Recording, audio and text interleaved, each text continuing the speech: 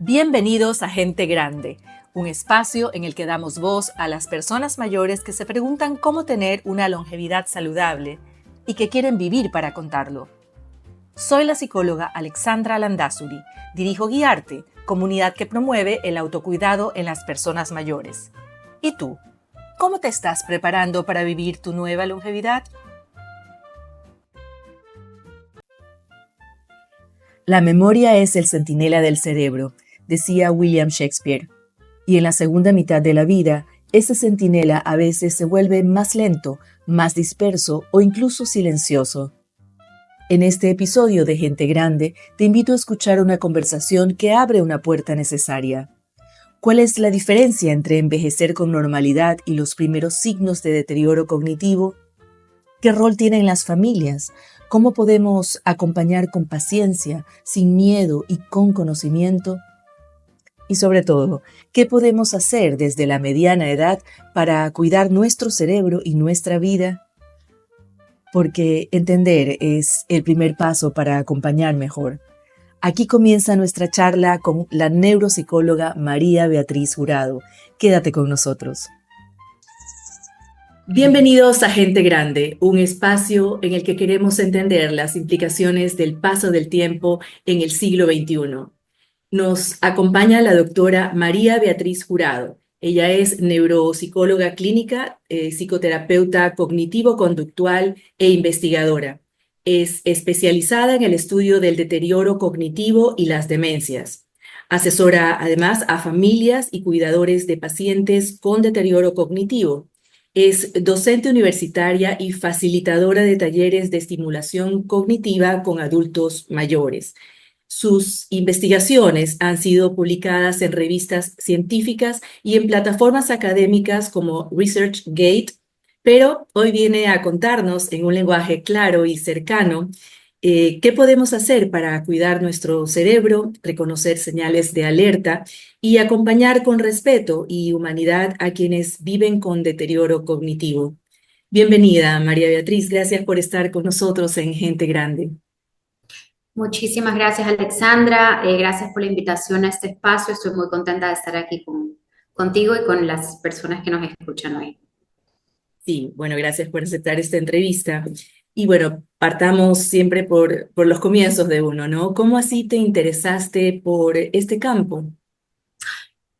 Realmente llegué a la universidad sin intención de especializarme en ningún área, ninguna población en específico, pero tuve la oportunidad, estando en la universidad, de trabajar en todo empezó trabajando en una farmacia donde estuve ahí muchísimos años, toda mi carrera universitaria. Trabajé con muchísimos adultos mayores, en contacto diario con adultos mayores, y me fui interesando por su forma eh, por su forma de pensar acerca de las cosas, por esta sabiduría que traen a sus interacciones diarias. Me llamó la atención esa parte, y rápidamente identifiqué esa población como mi objeto de estudio en cuanto a a investigaciones y a mi interés, digamos, para un futuro, para un trabajo, ¿no? Pero fue eso, realmente, haber trabajado en esta farmacia durante muchísimos años mientras realizaba mis estudios universitarios. Estudiaste en Ecuador y fuera, me parece, ¿no? Sí, estudié en Estados Unidos casi todo. Ujú. Y allá estabas en una farmacia Así es, trabajando.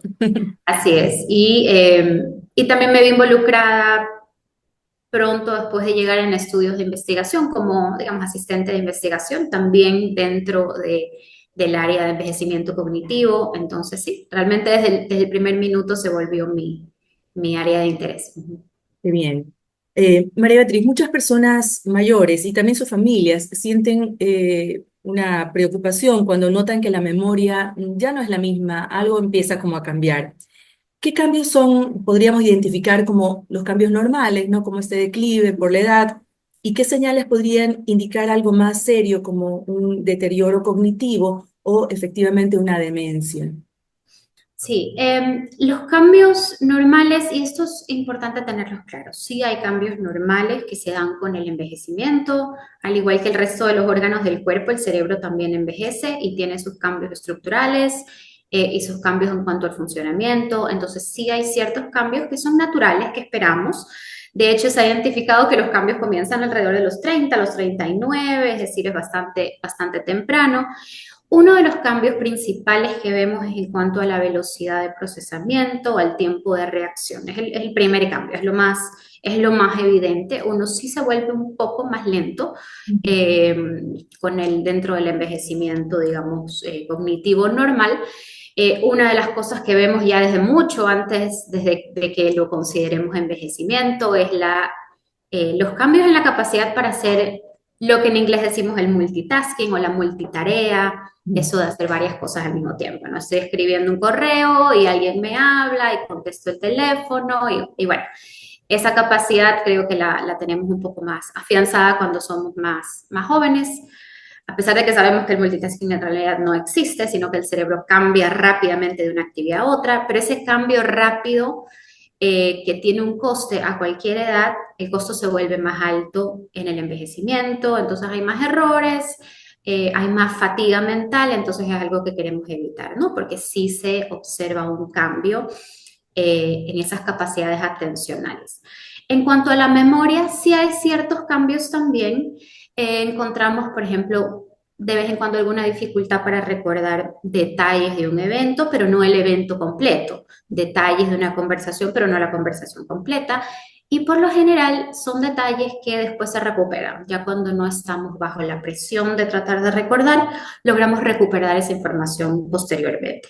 A diferencia de lo que se ve ya cuando es un caso, ya algo que se sale de los estándares normales, donde esa información no se recupera después.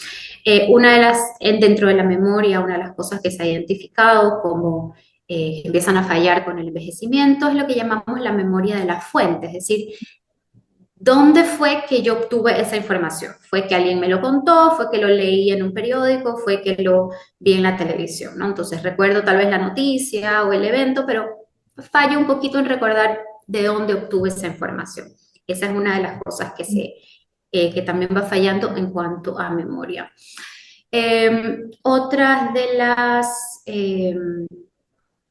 las áreas donde encontramos ciertos cambios son con aspectos del funcionamiento ejecutivo, que llamamos como la habilidad para planificar, organizar, pensar en el futuro. A veces hay ciertos cambios por ese lado, pero que están ligados a lo que llamamos también la memoria de trabajo, que es también parte de la atención, ¿no? Es esa capacidad para mantener mucha información en la mente al mismo tiempo y trabajar con ella. Entonces, cuando estamos tomando una decisión importante, donde hay que considerar muchos factores, esos factores los necesitamos tener en la mente al mismo tiempo para poder considerarlos y barajarlos y tomar una decisión. Entonces, al haber ciertos cambios en esa capacidad para mantener mucha información al mismo tiempo, se pueden dar algunas dificultades o algunos cambios en la toma de decisiones, ciertas capacidades de razonamiento, ¿no? Pero sabemos que hay otras cosas que se mantienen intactas, ¿no? Todas las habilidades de razonamiento más abstracto, las habilidades de lenguaje, incluso incrementan, tienen la capacidad para incrementar con la edad, el aprendizaje se mantiene hasta el último momento, puede ser que el aprendizaje sea un poco más lento, que necesite más repeticiones, pero se da, ¿no? Y entonces eso es importante. Se habla incluso de una inteligencia cristalizada, ¿no? No sé si quieres Así hablar un es. poco de eso en cuando uno avanza en edad, ¿no? Ajá, ese es el tipo de inteligencia que se mantiene, la distinguimos de la inteligencia fluida, pero esa capacidad para aprender nuevas cosas, para aprender nuevo vocabulario, para aprender nuevas herramientas o técnicas, se mantiene, solamente que puede tomar un poco más de tiempo del que tomaba a los 25 años, ¿no? Y hasta aquí esto es como lo normal, digamos, Eso es lo normal, normal en eso la es lo vida. que esperaríamos, Ujú, ¿no? ujú, ¿Qué es lo que ya se vuelve un poco, digamos que se sale de lo que esperaríamos como parte del envejecimiento natural? Serían ya los olvidos, en donde las personas tienen un olvido muy rápido de información reciente, sobre todo, ¿no? Entonces, ujú.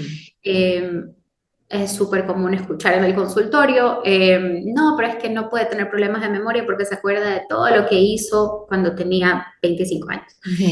Y ya sabemos que ese tipo de memoria se va a mantener y se mantiene hasta edades muy avanzadas, incluso cuando hay un deterioro cognitivo, porque en ese momento el cerebro estaba en perfecto funcionamiento y por eso puede almacenar esa información sin problema, ¿no?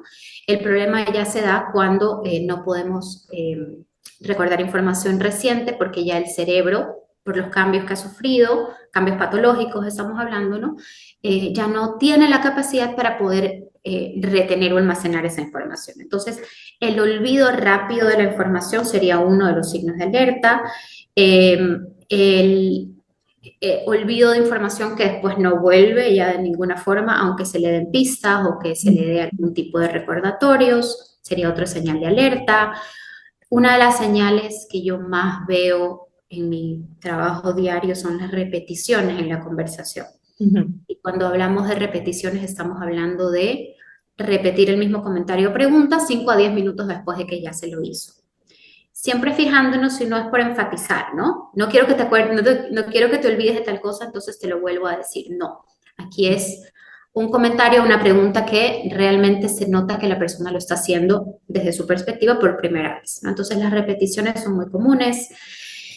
Eh, Mientras que es frecuente que cuando estamos hablando nos falte una palabra, como que no podemos evocar la palabra con facilidad y decimos, ay, ¿cómo es que se llama esa cosa? Eso es normal.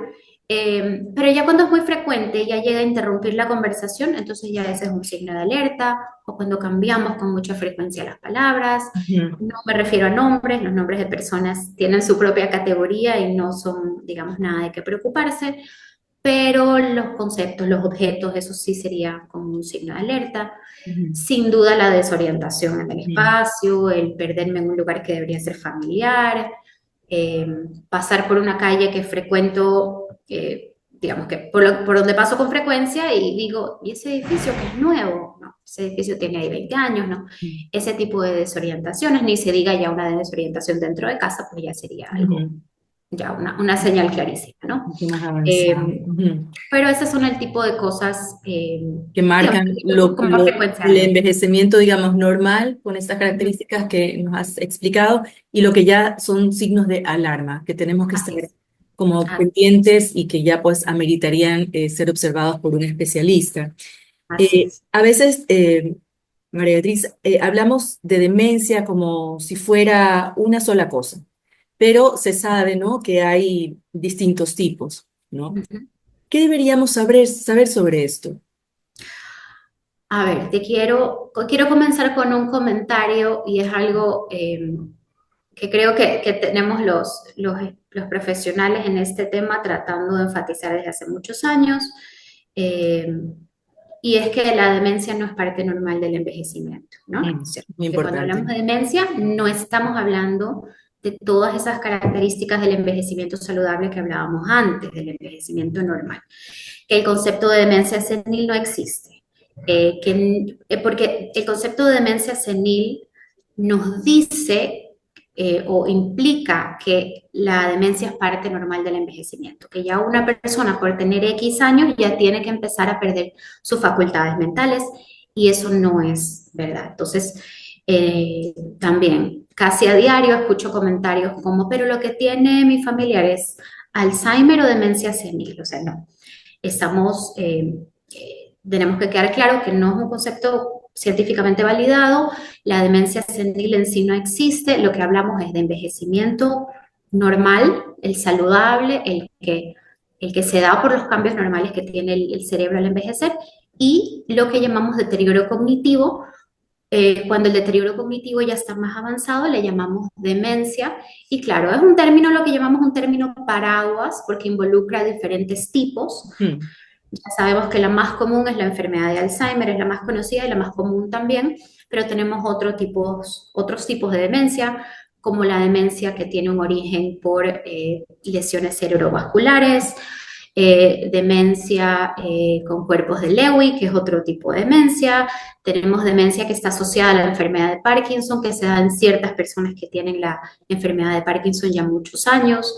Tenemos la demencia frontotemporal, hay diferentes tipos, ¿no? Entonces, el análisis con un especialista nos va a ayudar a determinar cuáles son las características perfil o del caso que se presenta en un familiar o en un individuo y poder determinar qué tipo de demencia es a la que nos estamos enfrentando, ¿Tienes ¿no? algún dato tal vez estadístico de la cantidad de personas en Ecuador o en el mundo?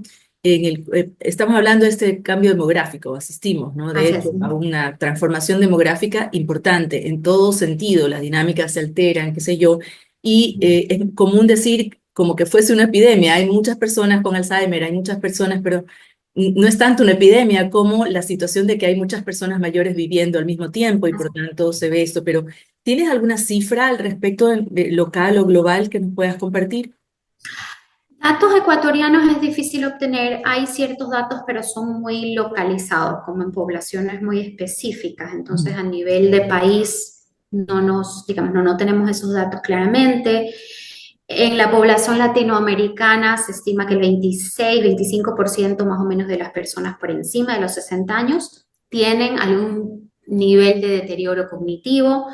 Ya sabemos que deterioro cognitivo es todo cambio que está por debajo de lo que se esperaría dentro del envejecimiento normal y dentro de ese porcentaje se estima que más o menos el 8% ya tienen un diagnóstico de demencia o cumplen con las características de demencia. Entonces sí, estamos hablando de bastantes personas, pero también, como dice, se da por este envejecimiento global acelerado que se está dando Ujú. Que se en puede los vivir últimos más años. tiempo, incluso con estas dolencias, ¿no? Por supuesto. Y en tu experiencia, María Beatriz, ¿qué factores influyen más en el desarrollo de estos trastornos? A ver, hay ciertos factores de riesgo y este es un dato muy importante porque se cree o se ha estimado que alrededor del 40% de los casos se pudieran prevenir si se controlan estos factores de riesgo que son importantes. Hace 2 años se identificaron 12 factores de riesgo digamos, explicaban alrededor del 40% y en el último año se han identificado 2 factores más y alrededor del 45% de los casos se estima en estos estudios que se pudieran prevenir o al menos detener y detener el proceso o hacerlo más lento en cuestión calidad de vida de esa persona, en cuestión cuidados que necesita de parte de sus familiares, en cuestión económica, es importantísimo, ¿no? Claro. Entonces, lo que se encuentra es que esos riesgos cardiovasculares, por Mm. ejemplo, contribuyen muchísimo al desarrollo del deterioro cognitivo. Ya sabemos que problemas, hipertensión, colesterol alto, tabaquismo, eh, son cosas que son, digamos, que contribuyen bastante a desarrollar deterioro cognitivo, diabetes, ni se diga.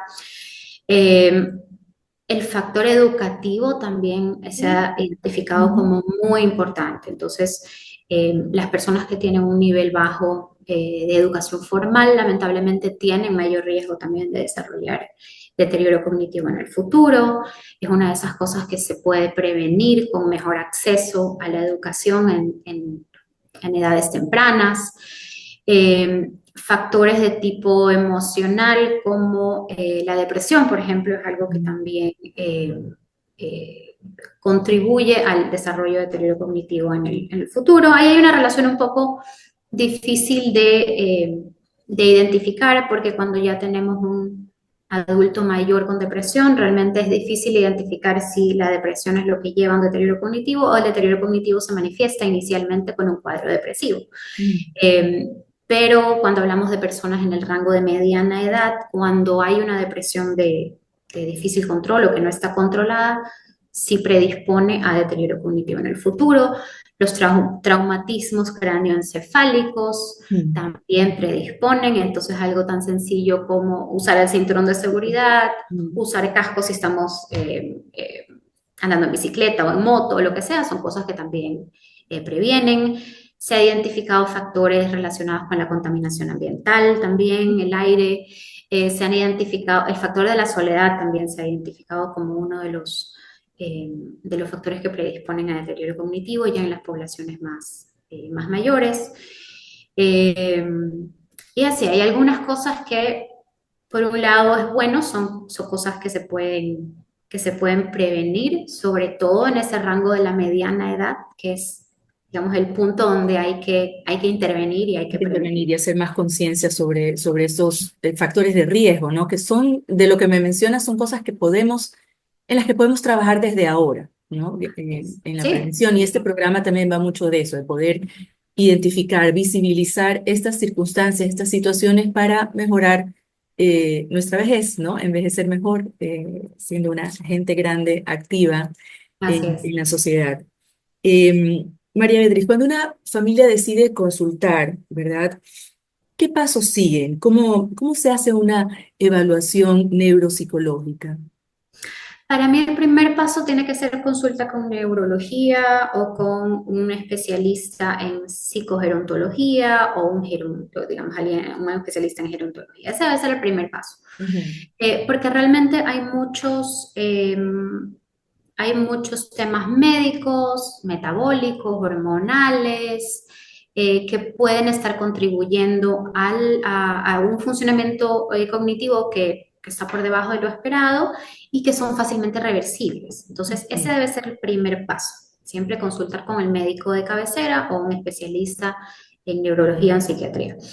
El siguiente paso, bueno, dependiendo de lo que decida el médico, se puede entonces acceder a una evaluación cognitiva en donde ya hacemos una valoración mucho más específica de los diferentes dominios cognitivos y también de todos esos aspectos no cognitivos que son importantes como valoración del estado de ánimo, eh, muchas cosas relacionadas con los hábitos de esa persona, ujú. ¿no? Ya sabemos que, me olvidé de mencionarlo antes, el sueño, la Sueño. Ujú, inactividad física, ujú, la inactividad de más de tipo cognitiva, los trastornos del estado de ánimo, son todos factores de riesgo y son todos factores que son súper importantes de evaluar al momento de hacer una valoración del funcionamiento cognitivo de una persona, ¿no?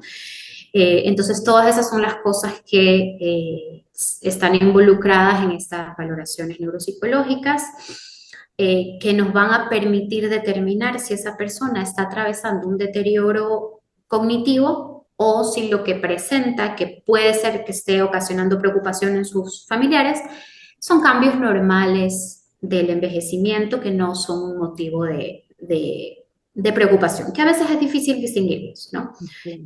Pero la valoración nos ayuda a distinguirlos mejor, ¿no?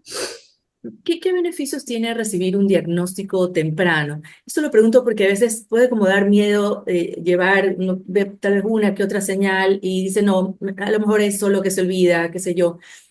Cuando ya tenemos claro qué es lo normal y qué es lo que ya es patológico y que hay que tomar esta decisión de llevar, no es tan fácil para un familiar llevarlo, ¿no? ¿Qué beneficios, y me gustaría que hagamos mucho énfasis en esto, tiene poder obtener un diagnóstico temprano de alguno de estos trastornos? Mm. Hay muchísimos beneficios y para mí uno de los beneficios principales es tener una explicación. Ujú, Entonces, muchos pacientes vienen, por ejemplo, con cambios conductuales de su familiar, de su ser querido, cambios que los atribuyen a su personalidad, a que es una persona, me invento, una persona complicada y que ahora me dice estas cosas hirientes, y lo toman muy personal, como es natural, porque pues tener una relación cercana con una persona que empiece a cambiar en su forma de ser es difícil, ¿no?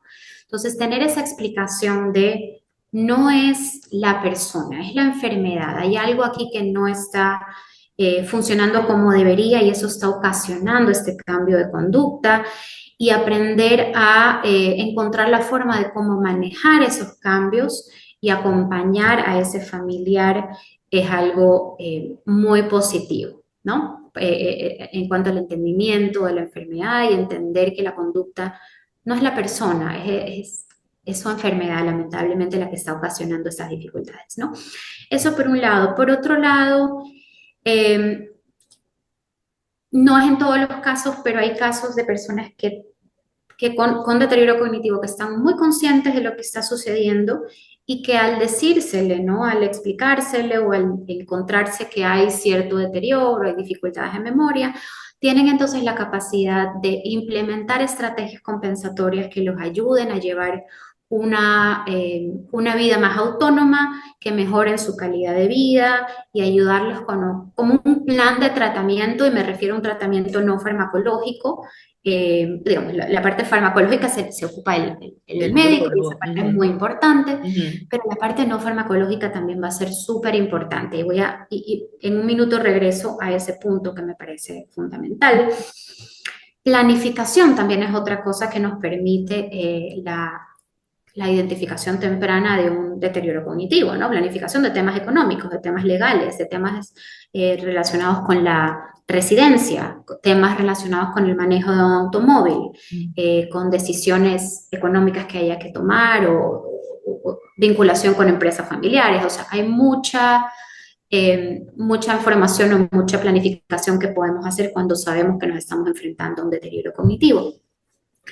Pero en cuanto a ese tratamiento no farmacológico, o esas cosas que podemos hacer desde la parte no farmacológica, una cosa que me parece súper interesante es que hay estudios que se están llevando a cabo ahora en Latinoamérica también, Ujú. que han tomado personas que tienen incluso ya riesgo genético para desarrollar enfermedad de Alzheimer, y estas personas se les ha hecho como un plan de tratamiento no farmacológico, y se han obtenido súper buenos resultados en cuanto a detener la progresión a la enfermedad, o a que no desarrollen esos síntomas de deterioro cognitivo, eh, como el grupo que no recibió esta intervención, ¿no? Entonces son intervenciones donde hay mucho énfasis en el ejercicio físico, donde hay énfasis en la estimulación cognitiva y en el vínculo social, donde hay énfasis también en la dieta, que sabemos que la dieta también tiene, eh, digamos, mucho potencial en tratar de detener o de prevenir el deterioro cognitivo. La alimentación. Sí, ahora que Ujú. mencionas esto, ¿no? Se habla mucho del entrenamiento cerebral, pero esto a veces suena como muy abstracto, ¿no? ¿Qué cosas concretas podemos hacer en la vida diaria para proteger nuestra salud cognitiva? Algunas Ujú. cosas ya me las estás mencionando y me parece interesante, pero como para que nuestra audiencia lo conozca también y tome nota de esto, ¿no? Ajá. En Ujú. cuanto a la estimulación cognitiva, Ujú. nos referimos a cualquier cosa que sea demandante para el cerebro. Ya. Entonces, si yo vengo haciendo la misma rutina desde hace 40 años, pues esas cosas seguramente las hago de forma automática, y eso no genera una estimulación cerebral. Pero cualquier actividad que sea un desafío para el cerebro, entonces ahí ya estamos estimulando, ¿no? Ya sea eh, las típicas tareas que hemos escuchado, que el sudoku, que los crucigramas, Ujú. que las sopas de letras, pero va mucho más allá. Ujú. Aprender un idioma nuevo, aunque nos cueste, no importa, pero estar expuesto a esas palabras en un idioma extranjero, eso ya es un área de estimulación cognitiva. A tratar de aprender un instrumento, aunque sea a edades avanzadas, pero ya ese aprendizaje nuevo es una demanda para el cerebro, es un desafío. Eh, Otras actividades como aprender a usar la computadora, si no lo he hecho. Eh, digamos, cualquier cosa que sea un aprendizaje de algo nuevo, un aprendizaje de algo que sea un desafío. Desafío. Ujú. eh, y dentro de esa estimulación cognitiva también metemos el vinculamiento social, ¿no? Ese Ujú. mantenerme activo socialmente, participando en actividades culturales, actividades artísticas. Todo eso engloba la estimulación cognitiva, y lo que está haciendo es que está generando lo que llamamos la reserva cognitiva, que son eh, ese potencial que tiene el cerebro de mantenerse en funcionamiento, en un buen funcionamiento, a pesar de los cambios o las lesiones que se puedan estar presentando. Entonces, eso es lo ideal, es empezarlo en Ujú. la edad mediana. Ya sabemos que un nivel bajo educativo sí nos predispone para deterioro cognitivo. Entonces, eh, mientras más activos mentalmente nos mantengamos en la edad mediana, es cuando estamos generando más de esa reserva cognitiva. Pero aún cuando ya hay deterioro cognitivo, el mantenerse activo mentalmente también nos protege, hace más lento el proceso. Eso te iba a decir, detiene un poco el proceso, pero no lo elimina, ¿cierto? No lo Es ya. elimina, así es, no lo elimina. pero ganar calidad de vida es Mantenerse autónomos a pesar de... mantenerse autónomo. Son cosas importantísimas, Sí, mantenerse vinculado, sí. evitar el aislamiento. Entonces, por ejemplo, mencionabas que tenemos estos talleres de estimulación cognitiva acá, en donde es posible que la persona que viene con un problema de memoria mantenga su problema de memoria, pero es muy distinto que esa persona se aísle, se quede en casa porque nota que hay una dificultad con la memoria o nota que hay una dificultad con el lenguaje y ya no quiere participar de conversaciones, a que salga, se estimule, converse, participe de actividades culturales, participe de actividades de estimulación cognitiva, se mantenga socialmente vinculado. Entonces eso va a generar una mejor percepción de calidad de vida, va a ayudar a mantener la autonomía, va a ayudar a mantenerse, eh, digamos, alejado de procesos depresivos, entonces tiene muchísimos beneficios. Más allá de si subimos o no un punto en una tarea de memoria, eso ya es Claro, completamente claro. secundario, ¿no? Eso es lo que Claro, voy. un conjunto de cosas también que pueden aportar a ralentizar un poco el avance de Así esta dolencia. Una de las cosas más difíciles es acompañar a un ser querido que empieza a perder estas capacidades, ¿no? Desde tu experiencia, ¿qué actitudes o qué gestos hacen la diferencia en ese acompañamiento? Una vez que ya se ha identificado que los cambios que se presentan son la enfermedad, digamos, son el proceso del deterioro y no son cambios en la, digamos, en la personalidad, ni mi ser querido se volvió complicado de tratar, cosas, una vez que ya entendemos eso, ¿no? Entonces yo creo que ya lo podemos ver a esa persona y los cambios que está sufriendo de forma mucho más empática, de forma mucho más comprensiva. Eh, una de las cosas que yo más observo es esta, por ejemplo, cuando se trata de un deterioro cognitivo que va acompañado de pérdida de memoria, que ya sabemos que no es lo único que observamos, a veces se manifiesta de otra forma, pero cuando se manifiesta con problemas de memoria, es mucho esta idea de tengo que ponerlo a prueba. Mm, Eh, tengo que decirle, a ver, acuérdate, tú puedes, sí. ¿no? Acuérdate, ¿qué fue lo que hicimos ayer? ¿Ya? Ujú, Y es comprensible, primero porque sentimos que si lo ponemos a, que tal vez es un asunto de voluntad, que no está poniendo suficiente voluntad para recordar, ¿no? Segundo, es un poco de temor también, un poco de, no, yo tengo que hacer que recuerde, porque no es posible que mi mamá se esté olvidando o que ujú, mi esposo se esté olvidando de algo que, o sea, es esa negación o esa dificultad para aceptar una nueva realidad, ¿no? Que también nos lleva mm, a presionar. Entonces es comprensible, pero ¿qué es lo que está generando esa situación? Está generando un nivel altísimo de presión en el paciente, en el individuo que está perdiendo su memoria.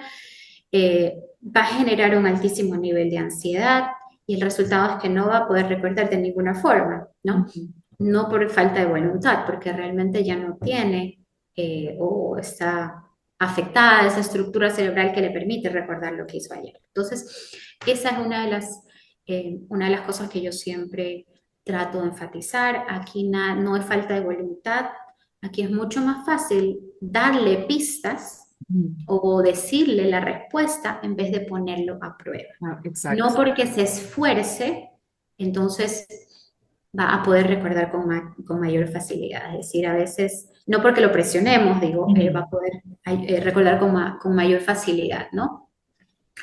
Eh, entonces, en vez de decirle, a ver, ¿quién es ese que acaba de llegar? Acuérdate, ¿no? Acuérdate, es una persona muy cercana, ¿cómo se llama, no? Mm. Más bien decirle, pero qué lindo, llegó tu nieto Pedrito, mira quién ha llegado, tu nieto Pedrito. Mírale la cara, mira qué linda la ropa azul que tiene fulano de tal o algo así. Así es. Ujú. Entonces, es una diferencia abismal Lo entre estoy acompañas a más de esa prueba, manera también. Ujú. me doy cuenta de que esta persona es importante para mí, yo debería recordarlo. ¿Cómo es posible que yo no lo pueda recordar? Que me den el nombre de la persona. Ay, es Pedrito, como lo quiero, Pedrito, ¿no? O sea, Ujú. ese tipo de cosas así, ¿no? O en una conversación, a veces es muy frecuente que las personas empiezan a perder la capacidad para evocar palabras, ¿no? Entonces, ¿qué es lo que pasa? No puedo evocar las palabras con facilidad en una conversación, siento que estoy molestando a los demás con mis pausas, con mi conversación lenta, entonces empiezo a aislarme, ya prefiero no participar de la conversación. Entonces, mucho más fácil es decirle, estás buscando tal palabra, o completarle la oración en muchas ocasiones, porque entonces la persona puede continuar hablando con fluidez y no se pierde de esa conversación que es importante y no se aísla socialmente. Entonces, Ujú. son esas pequeñas cositas.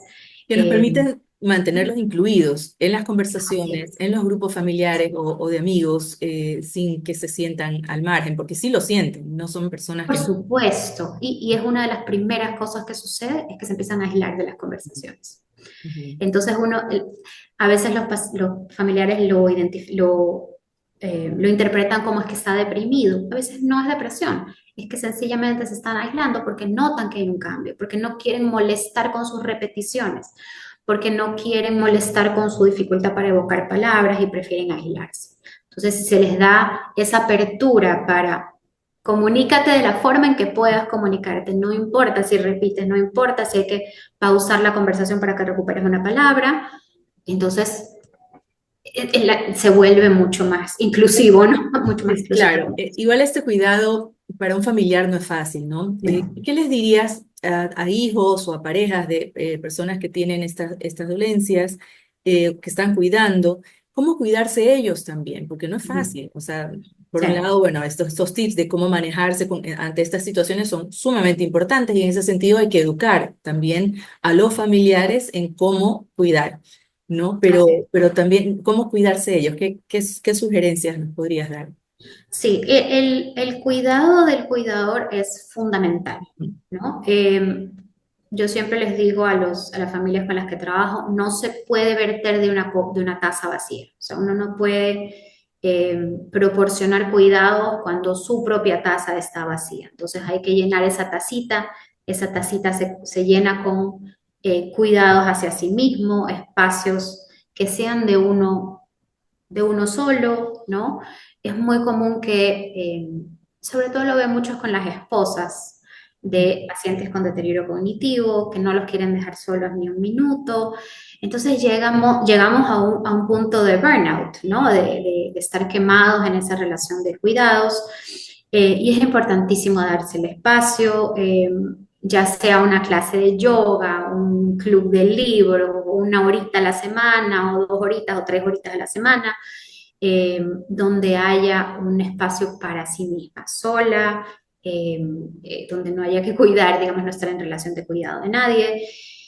Eh, Priorizar el sueño, priorizar el mantenerse, digamos, con un estado de ánimo adecuado, buscar ayuda si se siente que está entrando en una espiral de Eso depresión. también quería preguntarte, ¿qué tan frecuente es en nuestro medio que se busque a esta figura del cuidador, que cada vez creo empieza a tener más importancia en las familias cuando aparecen estos diagnósticos? ¿Qué tan común es o todavía es mucho más fuerte el no, yo lo cuido, o ponen a alguien de la familia a cuidar, o alguien más conocido a cuidar? Cuéntanos un poquito de esas experiencias que tuviste. Mi experiencia, sobre todo cuando se trata cuando es el hombre en una pareja, por ejemplo, cuando hay mucho deterioro cognitivo, sí noto que la esposa tiende a querer acaparar con el cuidado, ¿no? A tratar de controlar todos los aspectos del cuidado de esta persona, lo que muchas veces llega a ese síndrome de burnout o Mm. de fatiga del cuidador. Eh, entonces, a pesar de que en nuestra cultura sí hay ayuda, ¿no? En cuanto a temas de asuntos domésticos, sí tenemos ese tipo de ayuda, pero en cuanto a la responsabilidad, ¿no? Porque una cosa es tal vez el cocinar o lavar, pero otra cosa es llevo la responsabilidad completa del cuidado de esta persona, es algo muy Ujú. fuerte. Entonces, una de las cosas que yo siempre trato de hablar con los cuidadores es hay que también darse el espacio, primero del autocuidado que estábamos hablando, y también de dividirse un poquito la responsabilidad con otra persona. Tal vez un hermano del paciente, un hijo del paciente que puede ocuparse un día a la semana del cuidado, el control de medicamentos, de cuidado de conductas o lo que sea que haya que hacer para tener ese espacio o alguna, digamos, ayuda contratada que pueda ayudar a liberar un poquito esa responsabilidad, eh, porque sí tenemos y yo creo que también es algo cultural, ¿no? Incluso cuando no hay un deterioro muy avanzado, la familia tiende a querer tomar el control de ciertos aspectos del cuidado de la persona, que lamentablemente en última instancia lo que lleva es a una pérdida más pronta de la autonomía, Y sí, en ¿no? ese sentido es muy importante la información que estamos ofreciendo. Leí en algunas de todas las cosas que uno lee sobre estos temas, que tan pronto uno, o sea, a partir de que uno tiene un diagnóstico de esta naturaleza, el paciente tiene una sobrevida, estadísticamente hablando, de unos 15 años. Es decir, esas familias que reciben un diagnóstico tienen que organizarse Sí, para esto que estamos comentando, para evitar el síndrome del burnout, para organizar un poco las vidas de todos. Se puede vivir con una persona que tenga una demencia, un deterioro cognitivo, bien, ¿no? No tiene por qué sí, ser una carga muy pesada de llevar, sino más bien algo que podemos integrar. ¿Qué así opinas de es. esto? Sí, es importantísimo esa organización, por eso es tan importante el diagnóstico temprano. Ujú. Y una de las cosas aunque a pesar de que haya un diagnóstico de deterioro cognitivo ya mayor, es decir, lo que se consideraba, lo que se llamaba demencia, puede ser una enfermedad de Alzheimer, por ejemplo. A pesar de que ya haya un diagnóstico, ese mantener la autonomía del paciente es fundamental, tanto para el paciente como para el familiar, ¿no? Eh, una de las cosas que yo encuentro es que hay muchos adultos mayores en nuestra cultura, aunque todavía no haya un diagnóstico de deterioro, aunque todavía haya una inicial sospecha, ¿qué es lo primero que hacen? Le empiezan a quitar responsabilidades. Mm, Ah, no, ya mejor yo me ocupo de tus medicamentos y te doy la pastillita al lado en el horario que te toca. Ah, no, mejor ya no entres a la cocina porque te puedes cortar o te ujú, puedes quemar. O no, mejor ya no te ocupes de ir a hacer esos pagos semanales que ibas a hacer al banco, o ya no te ocupes de eso, ya no te ocupes, o ya no hagas las compras, yo te las hago.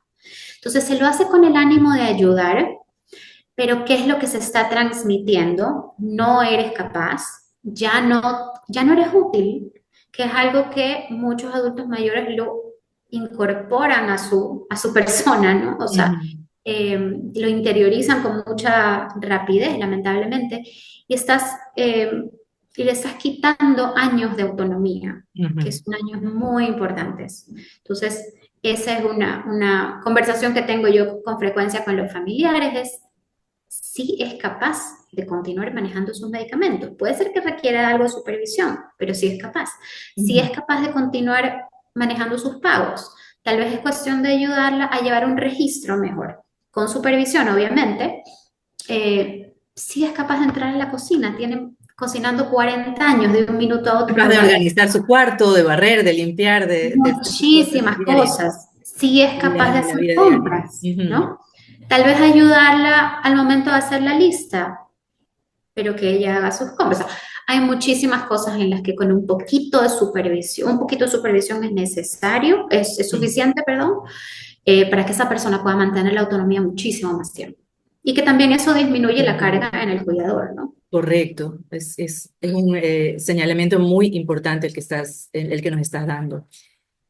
María Beatriz, muchas veces la palabra demencia genera miedo, ¿no? Nos trae un montón de imágenes a la cabeza, también rechazo o tristeza automática, ¿no? ¿Cómo podemos como sociedad mirar esta realidad con más humanidad y con menos estigma? Ujú. Sí, la palabra demencia tiene una connotación negativa muy fuerte. Por muchos años se lo ha asociado con locura, que no tiene ninguna relación. Mm. Es una de las razones por las cuales se cambió a trastorno neurocognitivo mayor. Es La palabra más larga, pero lo describe claro, mejor. así es. Que lo distinguimos del trastorno neurocognitivo menor cuando todavía la persona no tiene, cuando todavía los cambios cognitivos que presentan no están afectando su desempeño diario, ¿no? Ujú, Cuando ya hablamos del trastorno neurocognitivo mayor o demencia, ya estamos hablando de que está afectando su desenvolvimiento en las actividades cotidianas.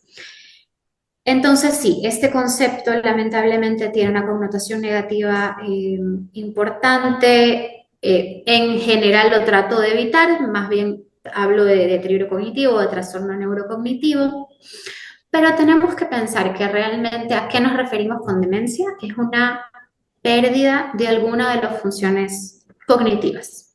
Mm. Entonces, si hablamos de una persona joven, ¿no? Una persona de 20 años, si esa persona por A o B motivo pierde su capacidad para planificar, organizarse, por ejemplo, lo que vemos en una persona con trastorno por déficit de atención, o pierde su capacidad de memoria, eh, lo vemos como algo aislado, ¿no? Como que, esa persona no tiene una buena memoria, esa persona no tiene unas buenas capacidades visoespaciales, esa persona no tiene una buena capacidad de planificación. Sin embargo, y lo aislamos, lo compartamentalizamos como está fallándole eso, ¿no? Sin embargo, cuando hablamos del adulto mayor que tiene un diagnóstico, por ejemplo, de deterioro cognitivo, es como que ya eso abarca todas las esferas, ¿no? Eh, entonces, si pensamos que esa persona se mantiene igual, solamente que tiene ciertas dificultades para ciertas actividades de su desempeño cotidiano. Entonces yo creo que podemos ver un poco más allá del diagnóstico y podemos ver a la persona, que la persona se mantiene, ¿no?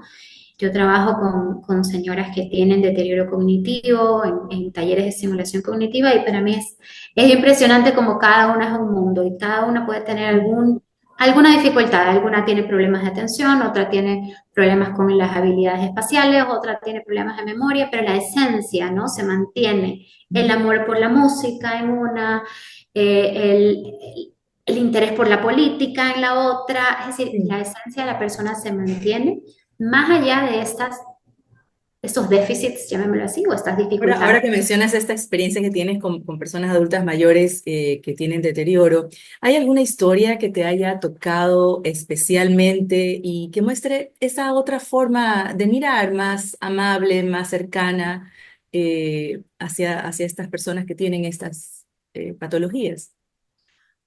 Ay, me pones ahorita Son a tantas, pensar, es que todas. siempre tengo mil historias. Pero como que nos ayude a nosotros Ajá. y a la audiencia también, como entender esta otra forma de acompañar, ¿no? Más libre de estos estigmas, más libre de estos prejuicios que hay en torno a las demencias, al deterioro. Por ejemplo, hay una persona que tengo viendo desde hace algunos años desde la parte de la evaluación, ¿no? Entonces, hicimos evaluaciones seguidas para ir viendo cómo progresa esta enfermedad, ¿no? Eh, hasta que tuve la oportunidad de verla más regularmente en otro contexto, no un contexto de evaluación, sino en un contexto más eh, de esta estimulación cognitiva, de este Social. espacio más social, ¿no? Y es una persona que le fascina la música, Mm. se sabe todas las canciones en todos los idiomas. Eh, Tal vez cambió un poquito mi concepto de digamos, en cuanto a su personalidad, porque podía ser un poquito, eh, digamos, seria, ¿no? Y Reservada. muy reservada, pero ya en este contexto la sacamos de este contexto de evaluación, ¿no? De este Mm. contexto médico y la ponemos en un contexto social y es una persona que se relaciona muy bien con los demás, que como te digo, le fascina la música, que le fascina el arte en general, que tiene una inteligencia, pero una rapidez eh, que a mí me impresiona cada vez que estoy con ella. Y, y realmente uno puede llegar a ver a la persona como persona, no como un diagnóstico, Mm. una etiqueta, ¿no? Exacto. O como un pronóstico, sino la esencia de esa persona que se mantiene hacia el último minuto. Y esa es una de las cosas que yo eh, alcanzo a ver ya cuando los veo fuera del consultorio, llamémoslo así, ¿no? Fuera de Mm. ese contexto de evaluación. Ves esa persona allí. María Beatriz, ya por el tiempo nos toca empezar un poco a cerrar esta maravillosa conversación, pero no quiero que te vayas de aquí sin que nos cuentes dos o tres cositas más. A ver. ¿Y qué te ha enseñado este trabajo sobre la vida Ujú. Oh, qué pregunta. personalmente? Eh, a ver, una de las cosas que yo tengo clara es, un poquito retomando lo que acabo de decir, ¿no? Esa esencia de las personas se mantiene a pesar del deterioro, a pesar del avance a veces muy acelerado de la enfermedad, esa esencia se mantiene hasta el final. Eh, y esa esencia es algo que realmente necesitamos, como quien dice, sembrar desde que somos jóvenes, ¿no? O sea, eh, eh, esa, esos intereses, esos hobbies, esos Sí. pasatiempos, esas cosas que Conectar nos llenan como ajá, persona, sí. una de las cosas que yo encuentro es que es imprescindible desarrollarlos y tal vez en nuestra mediana edad nos dedicamos mucho al trabajo y a las responsabilidades, eh, pero yo siento, y es algo es algo que he descubierto en los últimos años, es que todas esas cosas que se salen de las responsabilidades diarias, esas cosas que nos apasionan, esas cosas hay que cultivarlas porque son lo que nos acompañan hasta el final, ¿no? O sea, Ujú. y incluye también las relaciones sociales, las amistades, ¿no? Pero son cosas que hay que cultivar desde siempre, porque son las que realmente nos acompañan y que forman nuestra esencia, ¿no? Nuestra esencia y nos van a sostener. ¿Qué mensaje te gustaría dejarle hoy a las personas que nos escuchan, a esta audiencia del programa Gente Grande, especialmente a quienes tienen miedo a envejecer o tal vez a perder la cabeza, como se dice coloquialmente? ¿Qué mensaje Ujú. de todo lo que hemos conversado te gustaría resaltar más? Eh, Creo que el envejecimiento tiene sus desafíos, pero hay muchas formas de asegurarnos un envejecimiento saludable. La actividad es importantísima, mantenernos activos. Ya sabemos que físicamente no, el ejercicio no es para todo el mundo, pero hay que hacerlo Ujú.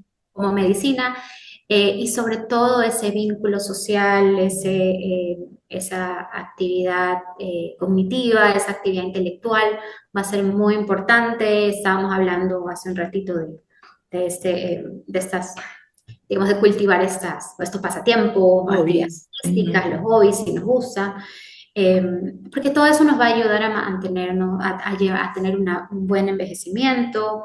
Eh, y si es posible que se dé ese deterioro cognitivo, pero no es una sentencia, se puede vivir bien a pesar del deterioro cognitivo, se puede desarrollar estrategias que nos permitan pues tener una buena calidad de vida, ¿no? Es importante identificarlo a tiempo, eso sí, para poder dirigir nuestros recursos hacia lo que sea más positivo. Planificar mejor. María Beatriz, muchísimas gracias por esta conversación tan clara y tan humana.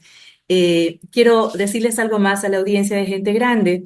La vida no se detiene con los años, lo que cambia es la forma en que elegimos habitarla. Necesitamos espacios donde seguir moviéndonos, aprendiendo, compartiendo con otros y también disfrutando. Eso es Guiarte, una comunidad pensada para acompañarnos en esta etapa donde la edad no limita, sino que abre nuevas posibilidades. Si quieres ser parte, escríbenos a través de nuestras redes sociales o visita guiarte.es. Muchísimas gracias, María Beatriz. Que tengas Oh, encantada, un gusto estar aquí con ustedes.